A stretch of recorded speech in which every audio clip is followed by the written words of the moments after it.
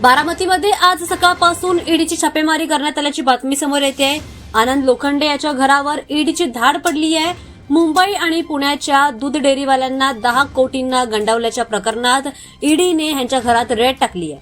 मंत्रालयातल्या काही कर्मचाऱ्यांनीही गंडावल्याचा आरोप या प्रकरणात करण्यात आलाय. बारामती डेअरी प्रायव्हेट लिमिटेडच्या तक्रारीनंतर आनंद लोखंडे आणि त्याच्या पत्नीविरुद्ध कारवाई करण्यात आली आहे. आनंद आणि त्याच्या पत्नीने बारामती तालुक्यात अनेक लोकांना गंडवलं असल्याची बातमी समोर येते. मुंबईच्या कंपनीकडून 2 कोटींचे बटर आणि 93 लाखांचे दूध खरेदी करून हप्ते बुडवलं असल्याचं देखील समोर आलंय.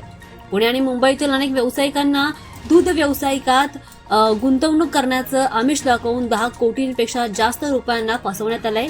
या घोटाळ्यात अनेक वरिष्ठ सरकारी अधिकाऱ्यांचा देखील सहभाग असल्याचं सांगितलं जात आहे. या प्रकरणाच्या चौकशीचा भाग म्हणून ईडीने आज बारामतीमध्ये छापे टाकले. लोखंडेवर पुणे आणि मुंबईतील इतर लोकांनाही अशाच प्रकारे फसवल्याचा आरोप आहे. या जोडप्याने तरुण उद्योजक असल्याचा भासवून एका प्रभावशाली राजकीय नेत्याचं समर्थक असल्याचा दावा केला आणि बारामती तहसीलमध्ये विविध क्षेत्रात अनेक कंपन्या देखील उघडल्या आणि लोकांकडून मोठ्या प्रमाणात पैसे उकळले.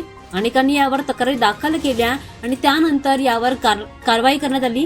त्यामुळे व्यावसायिकांनी व्यवसायात पैसे गुंतवताना योग्य ती माहिती तपासूनच पैशांचा व्यवहार करावा असं आवाहन मुंबई गुन्हे शाखेने केलं.